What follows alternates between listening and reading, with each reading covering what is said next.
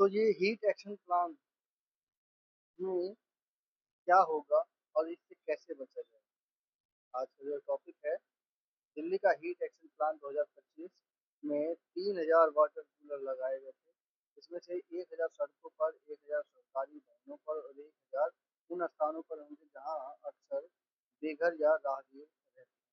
फुटपाथों और bus stop पर cooling sets और ठंडे पानी की व्यवस्था की जाएगी। सरकारी और निजी इमारतों में कूल रूफ और ग्रीन रूफ टेक्नोलॉजी को बढ़ावा दिया जाएगा। ये देखिए, कूल रूफ और ग्रीन रूफ, ये दोनों ही टेक्नोलॉजी का इस्तेमाल किया जाएगा सरकारी और निजी इमारतों में। झुग्गी झुग्गी बस्तियों, निर्माण स्थलों और अस्पतालों में विशेष सुरक्षा का इंतजाम होगा। लू बर्स, ओआरएस और प्रशिक्षित मेडिकल स्टाफ के साथ 5500 स्कूलों के 14 लाख बच्चों को आपदा प्रबंधन और लू से बचाव का प्रशिक्षण दिया जाएगा। ये बहुत अच्छा काम किया है। सरकारी अस्पतालों में ये सब तैयार किया जाएगा। डिजिटल कोल्ड वाटर डिस्पेंसर और कूल रूफ टेक्नोलॉजी की शुरुआत हुई है। डिजिटल कोल्ड वाटर डिस्पेंसर ये जो है, और कूल रूफ टेक्नोलॉजी, ये इसकी अब शुरुआत हो गई है और ये करना भी पड़ेगा, इसके अलावा कोई रास्ता भी नहीं है। भारतीय मौसम विज्ञान विभाग के हालिया पूर्वानुमान बताते हैं कि 2026 की गर्मी में लू वाले दिनों की संख्या सामान्य से काफी अधिक रह सकती है। मार्च माह के 10 से 12 दिन बीते हैं और इस बार से पिछले 50 वर्षों में सबसे अधिक महीना रहा है। एनसीआर के लिए बढ़ता तापमान बड़ी चुनौती है, लेकिन उस अनुकूलन जिला प्रशासन प्रबंधन शुष्क दुरुस्त नहीं दिखता है। क्रियान्वयन के नाम पर यह सब कागजों में होता है। प्रशासन की आंकड़ों को छिपाने दबाने पर विश्वास रखता है। हीट एक्शन प्लान के प्रमुख बिंदु क्या हैं? हर जिले के लिए विशेष हीट वेव प्रबंधन गतिविधियां हों, जिम्मेदार अधिकारियों और समय सीमा पर उल्लेख हो, पोस्टर, टीवी, डिजिटल अभियान, स्कूलों, अस्पतालों और सार्वजनिक स्थलों पर जन जागरूकता सामग्री वितरण करा जाए। यानी कि जो जैसे पानी वानी जो देते हैं ना, मीठा पानी जो बांटते हैं, ये सब की व्यवस्था उसमें जन जागरूक अभियान में आ जाएगा। श्रमिकों के लिए कार्य समय पे बदलाव हो, कार्य समय पे बदलाव, उनको 12 से 3 तक की छुट्टी हो, वो विश्राम करें कहीं ठंडे में जा करके। निर्माण स्थलों पर ओआरएस बर्फ के पैकेट उपलब्ध कराए जाएं। लू के दौरान करने और न करने योग्य बातें, जनता के लिए सरल सुझाव, अधिक पानी पीना, हल्के रंग के ढीले वस्त्र पहनना, दोपहर के समय बाहर जाने से बचना आदि, ये सब हैं वो उपाय।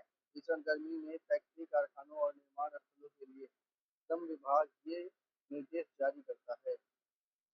ज्यादा गर्मी के मद्देनजर काम की शिफ्ट में बदलाव किया जाना चाहिए। इस दौरान दोपहर 12 से 4 बजे के दौरान कारीगरों को आराम दिया जाए। कम से कम 3 बजे तक तो होना ही चाहिए।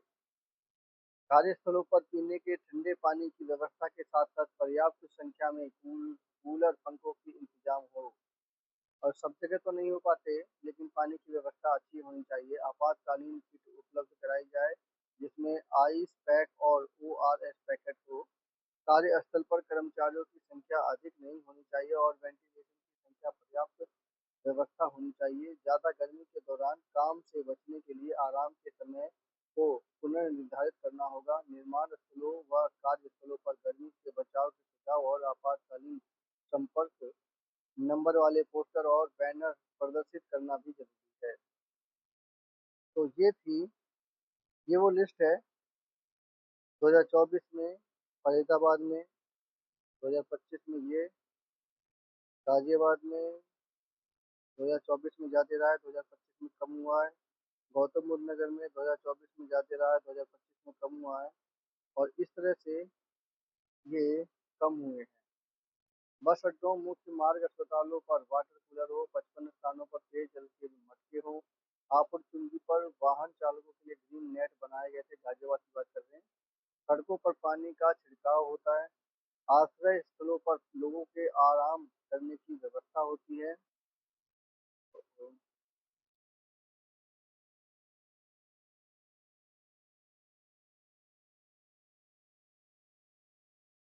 22 आश्रय आश्रय स्थलों में लोगों के आराम करने की व्यवस्था है। 1100 छोटे नलकूप नगर निगम द्वारा चलाई जा रही हैं। 300 बड़े नलकूप नगर निगम ने 15 से 30 एचपी के लगाए हैं। 6000 हैंडपंप नगर निगम क्षेत्र में लगे हैं। 12.50 लाख की आबादी दूषित जल पीने के लिए मजबूर है। 50,000 रुपए आवंटित किए गए। सरकारी अस्पतालों के हीट वेव वार्ड और कोल्ड रूम बनाए। तो हीट वेव का जो एक्शन है वो गौतम बुद्ध नगर में क्या है? सार्वजनिक स्थानों पर जल छिड़काव, bus rail stand bus railway stand पर कूलिंग सेंटर और व छाया सिग्नल पर ग्रीन लैंड। अस्पतालों में ओआरएस और लू से प्रभावित मरीजों के लिए विशेष बेड की व्यवस्था। कामगारों को दोपहर में बाहर काम न करने की सलाह। पशु पक्षियों के लिए पानी व छाया का इंतजाम। दोपहर से गर्मी में बचाव के लिए स्कूलों और स्विमिंग पूल के संचालन समय में बदलाव। तो ये थी वो व्यवस्था जिससे कि हीट वेव से बचा जा सकता है। अच्छी व्यवस्था है। देखते हैं जब इसका समय आता है तो क्या होता है। मेरी समीक्षा कैसी लगी कृपया कमेंट कीजिए। मेरे चैनल को सब्सक्राइब कीजिए।